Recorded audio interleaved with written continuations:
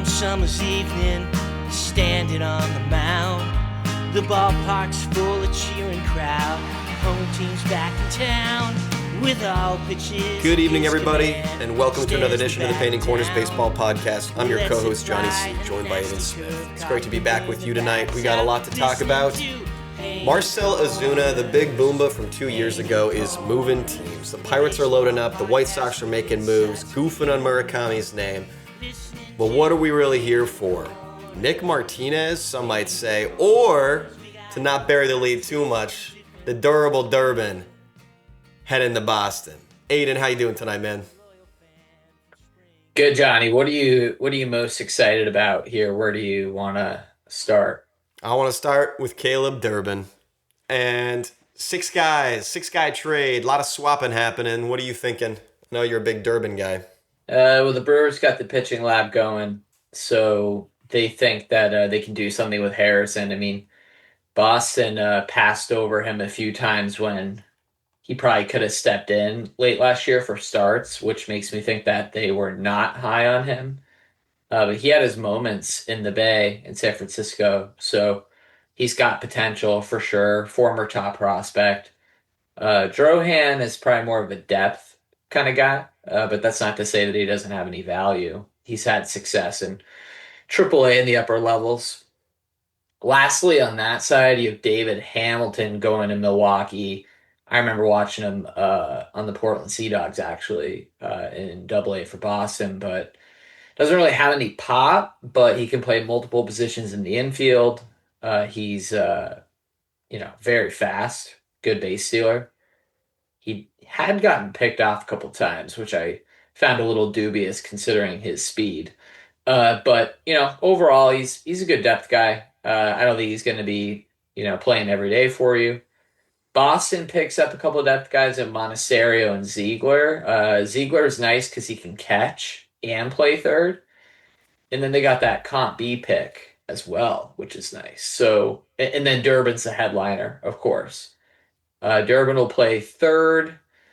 He might have Nair spelling him to an extent. And then, as you saw, IKF, Isaiah Kiner-Falefa, signed for, I think, $6 million or something like that to Boston. So presumably he'll slot in at second base. So the infield is looking a lot better for Boston than it was a couple weeks ago. You got Contreras, IKF, Trevor Story, and then Caleb Durbin. So not a lot of power, but I do think it'll be a decent defense. You know what's bad vibes is Marcelo Mayer's signing bonus was $6.66 million. So, yeah, going to say a prayer for him. That's not great. Don't like those numbers. Should have either rounded up or rounded down. That's what I would have said. As a baseball player myself receiving high $1 million signing bonuses, I'm one to round down, even if it just saves me from such devilish lettering like that.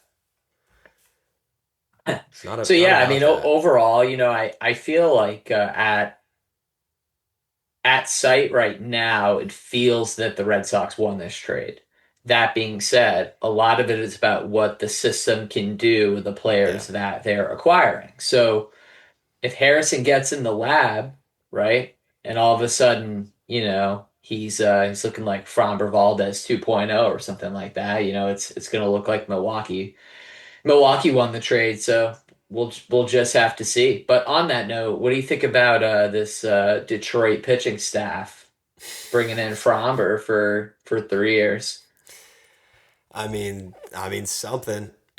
We got to get to the Tigers in due time, but a note on Harrison I wanted to say, because Durbin is the headliner and he's durable, and I find his stats a little underwhelming, personally. I find it not...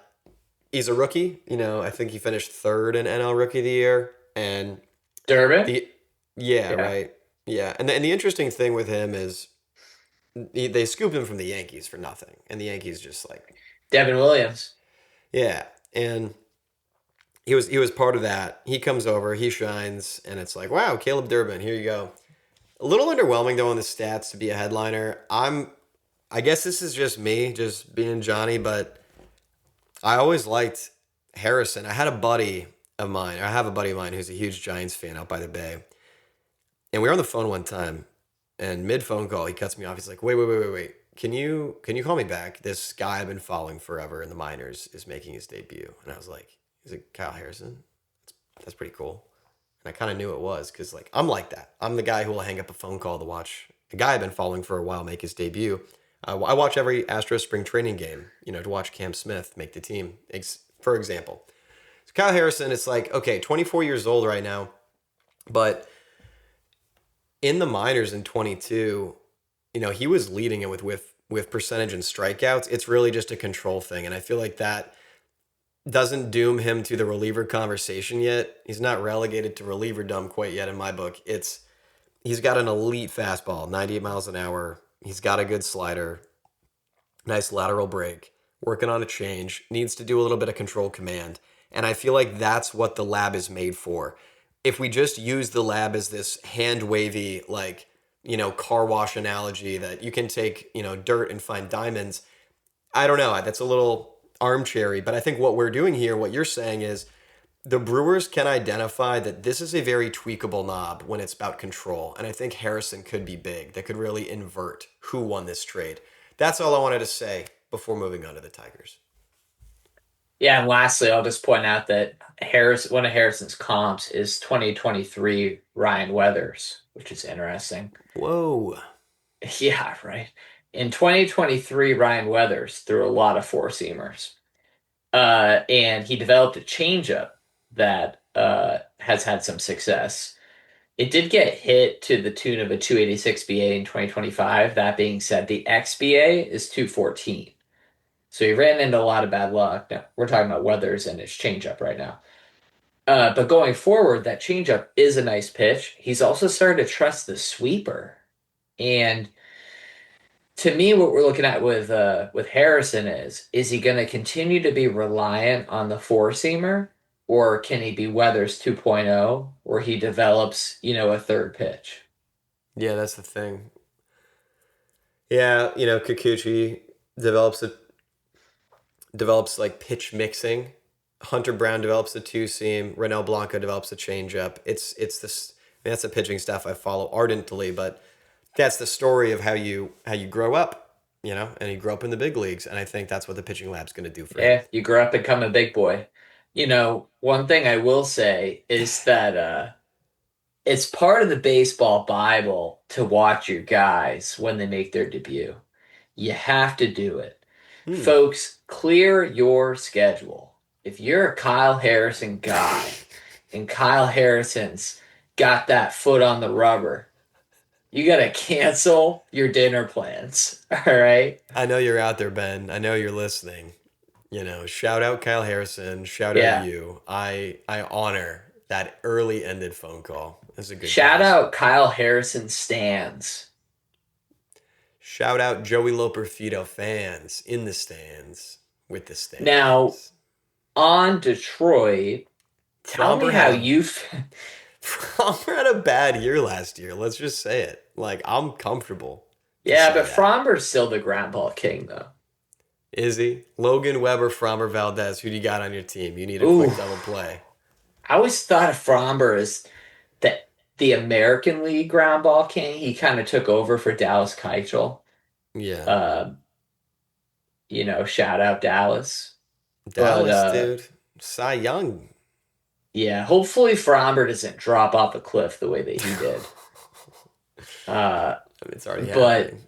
But, I always thought of Framber as the American League ground ball king. But yeah, I mean, he's always up there with Logan. 60% ground ball rate, 97th percentile last year. The thing about Framber is Framber gets hit hard. He's usually bottom 10 in the average exit velo. And that comes with the territory of not having the swing and miss stuff. You're playing for ground balls.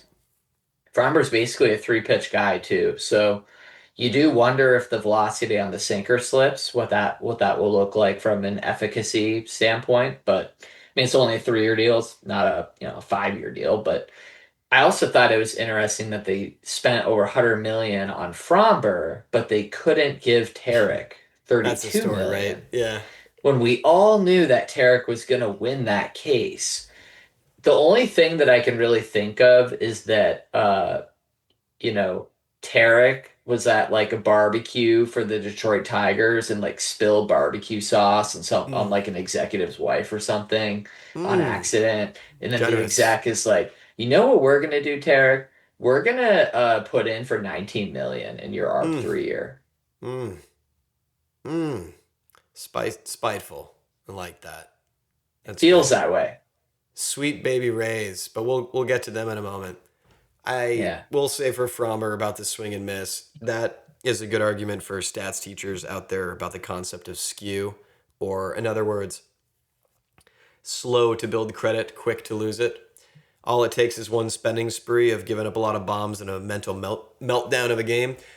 That's what Framber's good for, because here's my counter. He does those swing and miss stuff. When Framber's on, it's like wiffle ball tournament fest. He is, man, Sure. That ball is fun to watch. It is. He's putting it where he wants it, and he is making guys look bad. It's awesome. It's not just, that's the thing about him that I always liked. He's not just a ground ball pitcher. He really does have elite stuff, whether it's the curve or the two seam that just seems to move. It felt like his problem is twofold for me. He comes off 2022, breaking the record for most consecutive quality starts, whatever that kind of a metric is. You know, Bob Gibson's laughing at him somewhere. And after 22, we win the World Series, go Framber. He's looking great. He only wears like the navy blue with the tequila sunrise armpits. Comes back in 23, though, a little bit different. And the main criticism in 23 from the broadcast was he was trying to throw the two seam too fast. And so instead of it being 93 and getting some tail, he was upping it, trying to be the man, hitting 96, 97. Now it's not having enough time to break properly, and so guys are hitting the crap out of it. That leads into part two, is mental breakdown stuff, which, you know, it's a tough game. I I could throw a temper tantrum in Little League myself, but it's, you know, when he really gets whipped up, like an ump misses a call and two guys get on, you know, on a little bit of a bloop, that's where you get bloop and a blast syndrome, and that's why we see these inflated numbers. Back to the skew. PSA to the kids, don't overthrow your two seam when you make the travel ball roster. Okay? Wow. Unk, thank you. That is some Aiden Unk status advice going out to the youth. We are a youthful podcast. We care about the youth. We care about our youth. Yeah. The next generation of ball. So, you know, from Detroit's perspective, you know, do you think that they did enough this offseason? I mean, you know, the offense was a little bit of, you know, middle of the road. You had the breakout season from Torque. Riley Green obviously is a stud. Kerry Carpenter is a stud when he's healthy. You had the big year from Glaber. Will Glaber do it again? I don't know. But they didn't add anything offensively. They brought in Framber. You got Tarik for one more year. Flaherty again? Flaherty again. You got Kenley closing, so they brought in Kenley for a year. They brought back Kyle Finnegan. The pitching looks great. I mean, relatively. But, you know, you got homeboy. What's the other guy I like with the... So you're going, the rotation is Skubal, Framber, Flaherty, Mize, Olsen. Bullpens, Jansen, Vest, Finnegan, Holton, Hannafy, Herter. Holton. That's who I really like. The lefty. Yes, dude. Yeah. Holton's your guy. So I love Holton. Johnny, how do you prepare for that when your guy's in the bullpen and you got to live your life? I mean, when the Tigers are going, do you have alerts for when Holton's warming up? You just drop everything you're doing? These upward voice inflection, like catty undertones are really just drenched with, we're doing an ad read right now, everybody get ready, but we're not. And I love this bit. Like, I love the dangling an ad read that's not happening because we are unsponsored. Please Brought to you us. by Sweet Baby Race. Not just kidding. I think, you know, if I were to do an ad read, I'd say, and that's why we get MLB.TV, where you can check on any game, because I would get the push notey, you know, when Holton's on the bump, and then I would pop over in the 8th or the 7th, catch a look at my guy. We would drop MLB in the push notey if we were sponsored, but since we're not, we won't. We need to write a machine learning, like computer vision program that's sort of like NFL Red Zone, but you select an array of players you really like, and then they facial match whenever they Custom? are. Yeah, it's something, or maybe not. Who knows? And this array, they're center of the camera, not in the dugout well, and you get a notification that, hey, your guy's in. There's a better way to do this. The Hey, we lineup just got to is call ridiculous. MLB and see if they have an open API, and we'll start They to build do. it out. We'll just curl the like live updated, lineup Yeah. endpoint and say, oh, guy is in game, go. We don't need computer vision. What am I saying?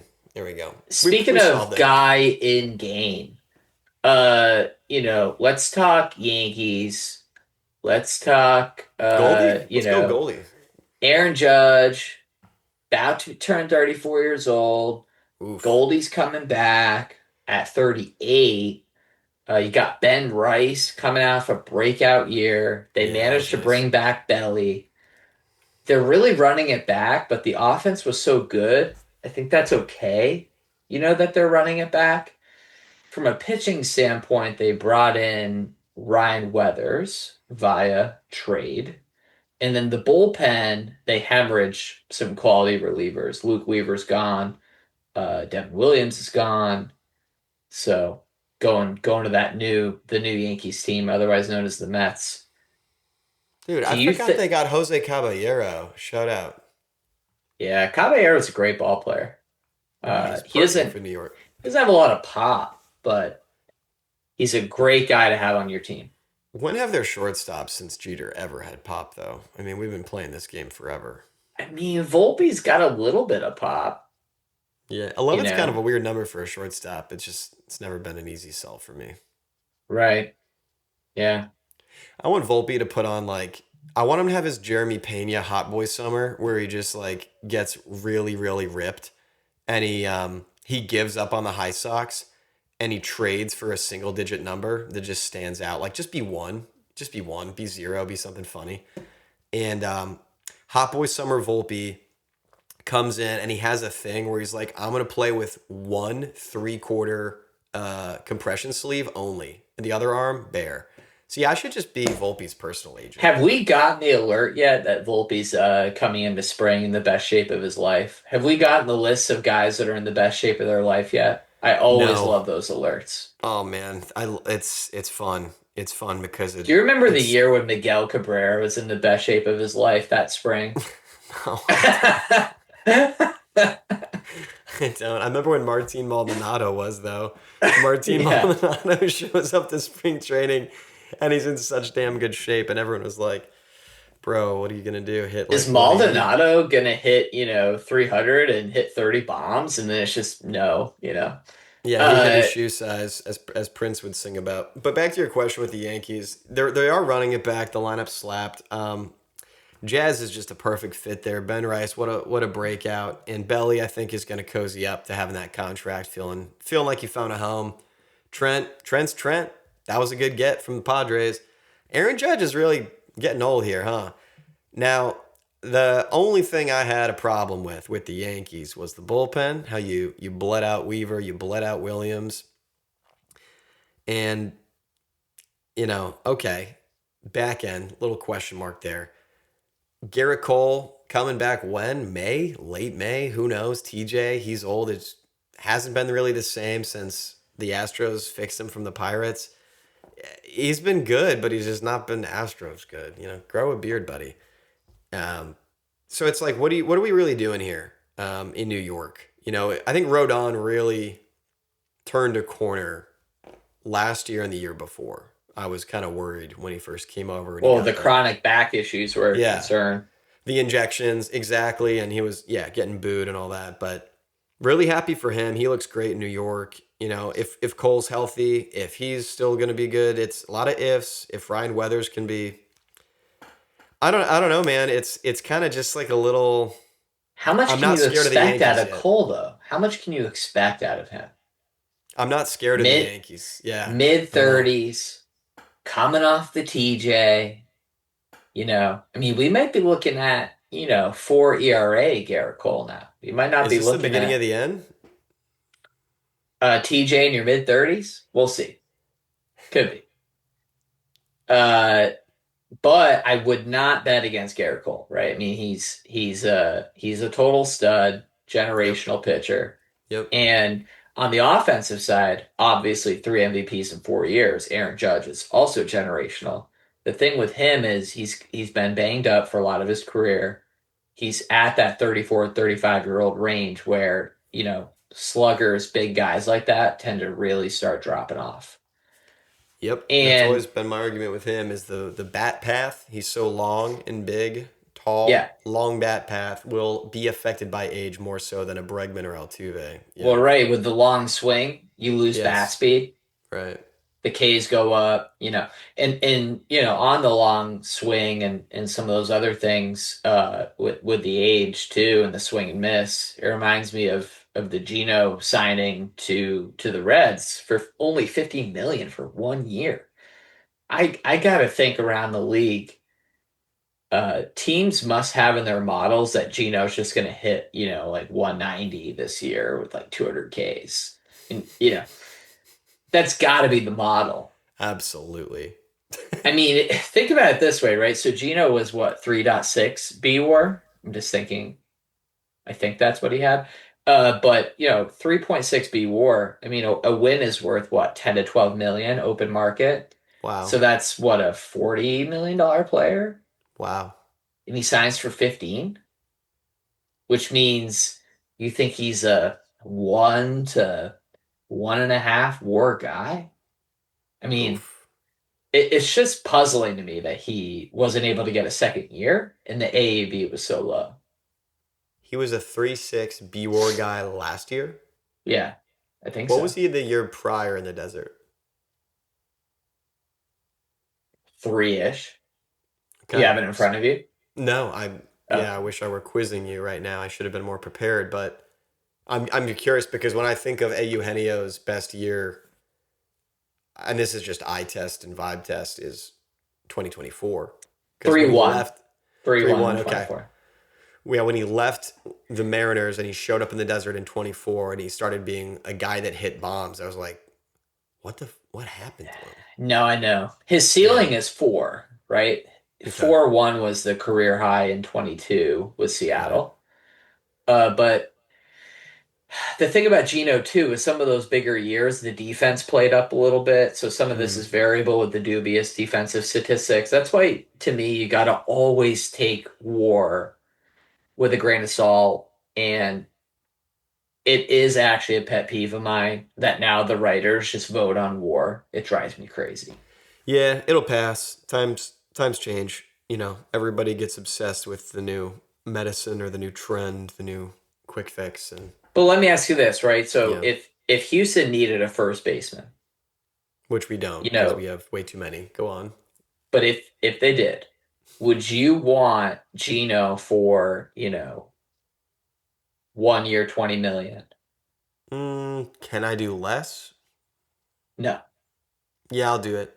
you would do it. Yeah, If I had the salary space of not having both Paredes and Walker, yeah, for sure I'd do it. right. I'm a little surprised that Paredes wasn't traded to Boston. Never came together. Well, this was this was the swan song of that, getting Caleb Durbin as your infield solution for It's third over. base. It's done. Yeah, it's I done for mean, it sure. also does. Paredes is so limited by Parks that his career is actually affected by Durbin going to Boston. That's why he's durable Durbin, or more, There's I should like, say, fungible Durbin. yeah, there's like 2 places that Paredes can be traded to.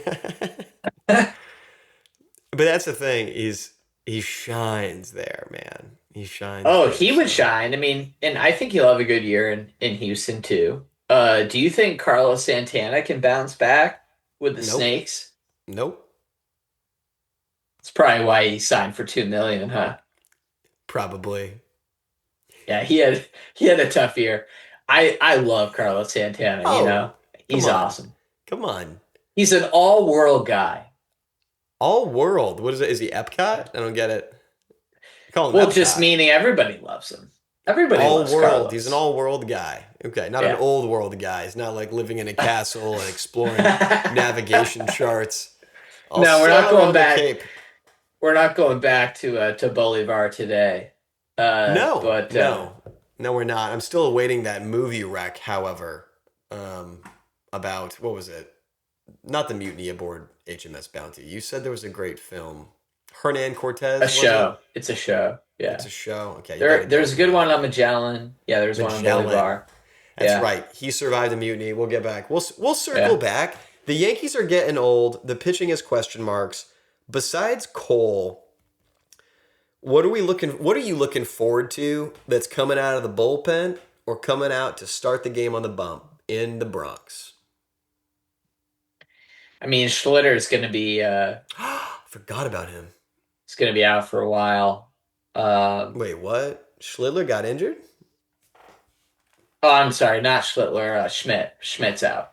He had That's fine. Tommy John. Yeah, Schlittler's healthy. Schmidt is out. He got a surgery in July, so Yeah. they're probably not going to see him all year. They might see him at the end of the year. We'll see. Rodon got elbow surgery in October, so he's out. Oh my God, Cole, dude. Cole surgery was March, so let's say 14 months. I'll see him in May ish. Yeah, sounds right. And then Volpe had the shoulder surgery in October. So they're a little banged up. Oh, a lot my of goodness. surgeries. Poor Ned, dude. Shout out Ned. Poor Ned. Shout out Ned Oh, O'Brien. boy. I'll tell you who I like, though. I like Tim Hill, their 36-year-old lefty who throws like in the high 80s. He's got that funky delivery. Mm-hmm. Yeah. Tim Hill, he's not quite in the tier of, one of my guys, but he's right below there. Who was that guy they used to have, the Yankees, who had that really weird delivery? Loizaga. And he would always get injured, but yet I feared him. He's gone now. Yeah, he signed. I think he signed for like the minimum somewhere, but yeah, he's always banged up. Are we full of it about Aaron Judge's bat speed? I just got to say, I'm on his Savant, and he's still 97th percentile. Oh no, he's looking great right now. The concern is if he goes from 97 to like 50th percentile, right? It could be dramatically different from what he is right now. I wanted you to say it could get spicy. That'd have been really funny. But I mean, Goldschmidt has found a way to hit, and he's seen some real drop offs. And his old buddy there back in St. Louis, Arenado. I'm curious to see if Nato can make it back with the drop off. It sounds like the guys in St. Louis weren't very motivated, which isn't surprising to me because the team's just not been good for a while. And you had Mozeliak, kind of on his way out and seemed to be counting the days on his calendar. And the team was just in this purgatory of, we might win 80 games, but we're not going to go anywhere, but we also don't want to blow the team up. And then Chaim Bloom comes in, blows the team up. So it was for the best. But now that Goldschmidt's in New York, I think he's a little more motivated. I thought that they might unite Goldschmidt and Arenado in New York. Yeah. I don't know if Arenado would have accepted that and waived the no trade, but before McMahon went there, I thought that they might get Arenado. I'm looking at Goldie's 2022 MLB percentile rankings, and it's really pretty. I mean, he was a stud. Yeah, wasn't he MVP in 22? Yeah, I think that's when he won the MVP. I mean, he had some big years and in the desert too. We gotta have a term, like a colloquialism in baseball for guys in the early 2020s and that were in respective leagues that were the last people to win the MVP award for their respective league before Shohei came to either. Yeah, we probably should have that colloquialism. I feel like that's Johnny being Johnny, being big on colloquialisms. Yeah. So Yankees, I'm gonna do a thing. I'm gonna file them into the bin of teams I resent. Strong word, right? I don't mean hate. I mean I want so much more for their fan bases and history, and I expect more of them. And I resent the fact that teams like the Orioles and the Yankees have so much potential. The Orioles have their youth. right? Their window. The Yankees have finance, history, Aaron Judge. lots of skill, and let's just say it, Aaron Judge. And you know what? Garrett Cole. Give him his flowers too. And I resent the fact that we're not going to capitalize on that for God knows why. You know what it is too, though? It's Aaron Boone and Brian Cashman have been around for a while. And I think this is even more applicable to a guy like Cashman. But Cashman's been the steward of that roster and that franchise for the Steinbrenners for 25 years or whatever it's been. Is it time to move on? Can Cashman still do the job at the level that the Yankees need him to be at? Now, they won the World Series last, 2001, 2002? No. They won in 2009. They won in 2009? Yep. Okay, well. Yeah, against the Phillies. Back when the Phillies were nasty with Halladay and Hamels and Howard and Utley and Jimmy. Geez. Shane Victorino. Dude, I love those guys. The Flying Hawaiian. Those were the days. Those were the days. Yeah. But man, that one really snuck by the goalie. 2009, I blinked. See, I was thinking to myself, like, man, it's been a while for Cashman. He should just get out. Well, the Yankees were in the World Series with the Dodgers there, and I think they were. I hope they were wearing their Depends when they poo-poo down their pants. They were definitely in the deep end, swimming with the sharks. I hope their deep ends were waterproofed. It was a little rough, right? When you watch, Judge drops the fly ball, Cole doesn't get to first. Oh. It was tough to watch. What's that line from Aliens? Game over, man. Very much so. I don't know the Aliens reference, but scheduled tweet. Where do you want to go right now? I want to talk. I want to talk AL East from a macro standpoint. Who do you have winning the AL East? Just because we're talking about the larger Blue Jays machinations of the league. Toronto Blue Jays, big time. Yep, they did everything right. They got an A+ from me this offseason. Well done. Yeah, they did go all in. It's nice to see. I know they weren't able to get Tucker, but I still think they made a lot of the right moves. And, Okamoto might have a little bit of a transition period, but the reality is he's still a really, really solid ball player. And I don't think it's unreasonable to think that he's going to be a 2.5 WAR guy. I think he identifies as a locomotive, so I don't know how long the transition period will be, but he's going to chugga choo-choo all the way home. Now, Cease is in that Mackenzie Gore category, right? Of like that xERA and FIP are sexy, but the ERA isn't always there. Ooh, yeah. I'm having to dust off some brain cells. What should we call that group of people? Oh, man, the island of misfit boys. It's that delta. The FIP ERA delta, right, where you're like a run and a half off, and you know that all the executives are like, am I the only one that sees this guy's FIP? And it's like, no, you're not. Everyone sees the FIP, right? It's honestly overcorrected to the point where like all 30 executives are in love with the FIP, and sometimes the FIP never comes around, and that's FIP where. Hooray. You can get guys like Wade Millie and Jose Quintana at discounts now because it's gotten to the point where execs like don't even believe in ERA anymore. So you have a guy like Quintana who just always outperforms his FIP. And every winter when he's a free agent, teams are like, I don't know, give him $2 million, and he ends up somewhere. And so I think we're coming full circle on history where ERA is going to become en vogue again. And FIP will be, FIP will be out, ERA will be in. So yeah, for listeners, just to kind of bridge this gap here, that can sound a little esoteric. The whole FIP thing, it's a big Fangraph stat. It chugs into F4, F for Fangraphs. FIP is field independent pitching, so it's the idea that ground ball guys get punished because let's think of Framber Valdez might not have the best FIP because his skill is dependent upon his fielders behind him, right?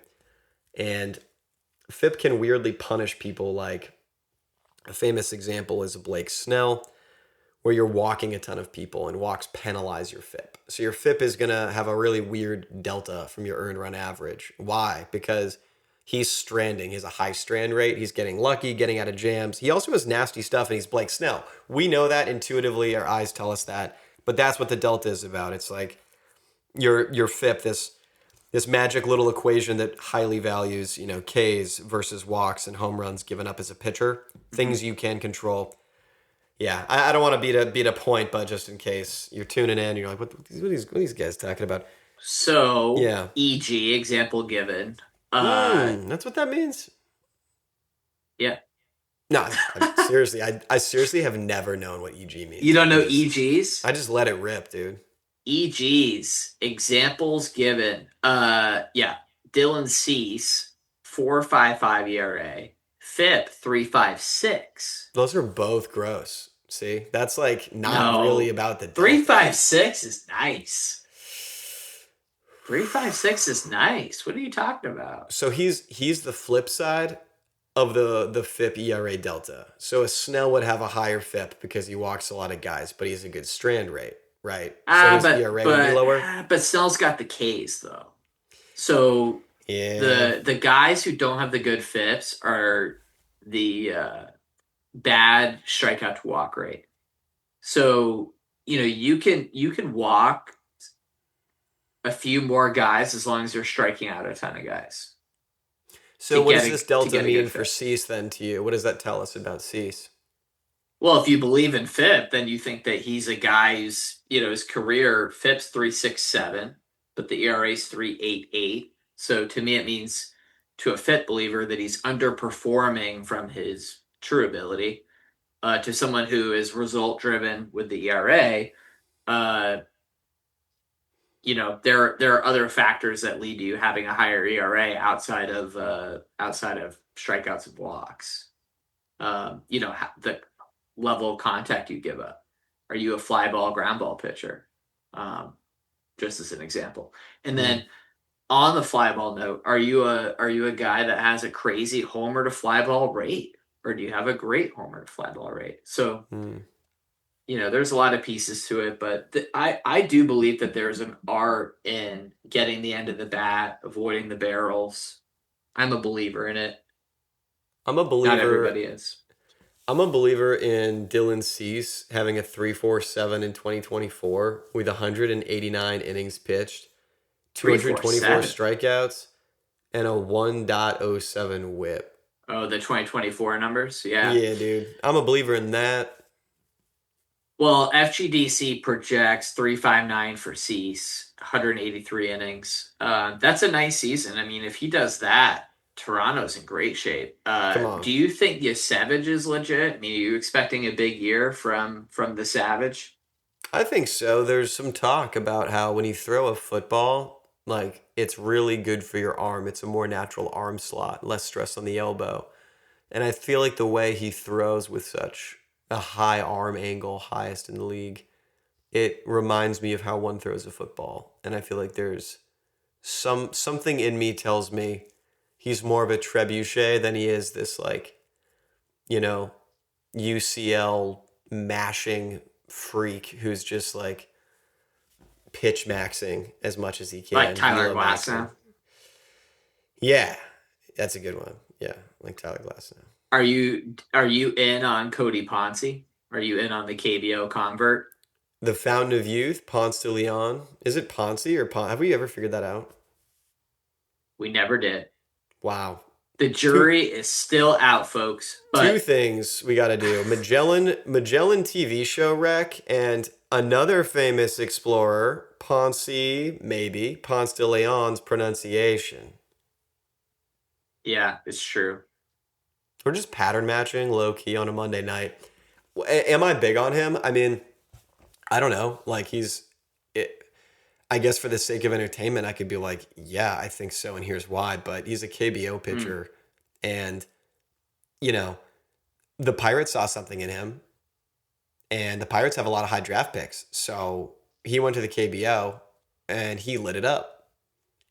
And now he's coming home. And he's going to a team with a lot of good pitching. And guess what? Scherzer's going to stick around. He's going to pass on some advice to the youngs. He's an UNC status. Dylan Cease is basically an UNC status. And why I like this staff the most is because Cease is so durable. You know who's big UNC though in Toronto is Kevin Gossman. Oh, I forgot. Big UNC. Don't clip that and say I forgot about Kevin Gossman. But like that speaks more to the offseason that they've had. Yeah, it does. That you have added so much and done so much as a franchise in 365 days.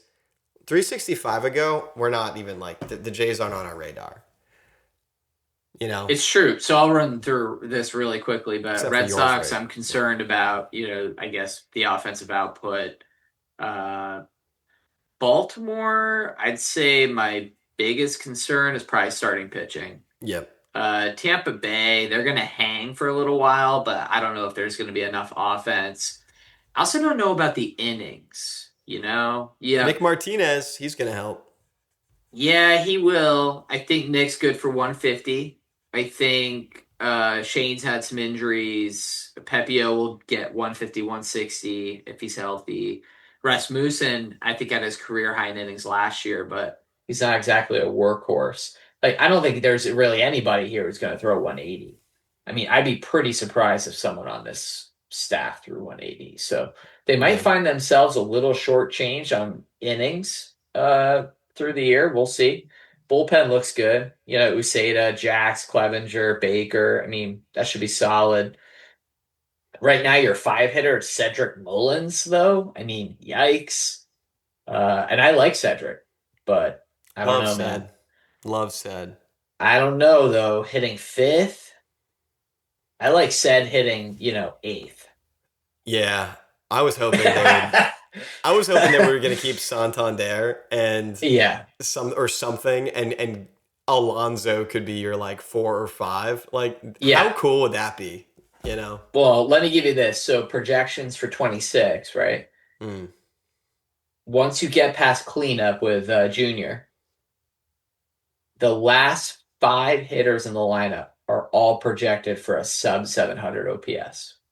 That's not fun. I don't like that. So it could be a little tough. And Gavin Lux hitting leadoff, I don't know, man.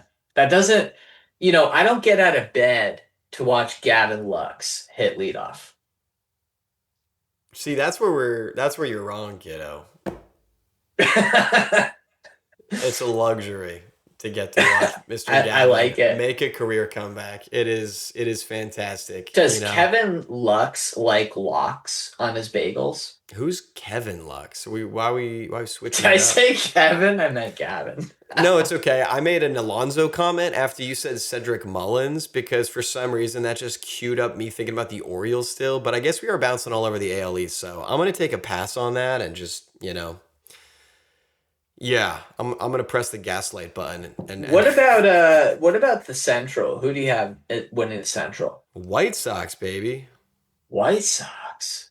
No, I don't know, man. It's like gotta be the White Tigers. Sox. I do. I think they're gonna be fun to watch this year. I really mean that, and I think they might call some more people up. Well, Colson's up already, right? Yeah, they had a huge jump from being the worst team ever to being like a 70-win team. That's a big jump. If you can make that jump again, you're playing for a wild card. Bro, they can make that jump. I like the Will Venable hire. That they've got the backing of the Pope. You got Munetaka, not Munetaki Murakami. Chicago White Sox staff. I hope you heard that. I don't really know how they managed to not spell their star player's name correctly on his nameplate. Ask Dana Brown. He does it all the time. Noted. Dana Brown is not good at spelling people's names. Yeah, pronunciation is difficult for him. He goofed on Imai's in the opening presser. Not a great spot to do that in. But Central, we have to say the Tigers because how fun was it in the playoffs when they played the Mariners, whenever Carpenter would come up to the plate. And remember that time they who was the Mariners they brought in? They brought in a lefty. And Kerry Carpenter comes up and he just crushes a 3-run home run. Tough. That was my favorite part. Okay, Bo Bichette, Yay Savage's little dance, and that was cool. But man, that got me lit just because I like to see the M's lose. No offense. All right, and then lastly, I guess we'll do nationally next week, but I want to wrap up here on the West. Who do you have winning the West? Astros. You believe that, or you want to believe it? I'm going to be proven right, and it's going to be very funny. And the only annoying part of this is that it will be taken like I'm speaking as a fan, but I'm speaking as an objective person. People should go and read the most recent piece I've released on painting-corners.com. Quoting many sources that the Astros broke MLB records for most WAR lost in a single season to the injured reserve. People don't understand that they look at a team. I know I've beaten this to a pulp, but I don't think people really understand that you missed all of your all-stars last year. So it's sort of like saying, hey, the Mariners won the league. That was really cool. But you also had J-Rod and Cal and Randy and then Gino halfway through and pretty much all your starting pitching healthy once Kirby was back and Logan was back. It's true. The point is, folks, it's let's see it. Even if you don't know who crossed the Delaware for the Battle of Trenton, you should know this Houston Astros fact.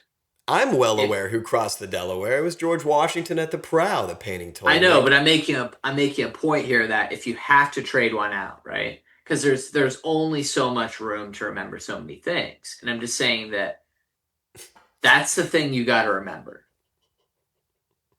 That's the most lost war ever. It really is. That's the funny part. And then to top it off, Yordan sprains his ankle, touching home plate, scoring, and is out the rest of the year to a little cherry on top. Oof. Yeah, but you asked me a question, and here's what I really think. I think the Angels they've added some pieces. Good for them, Yeah.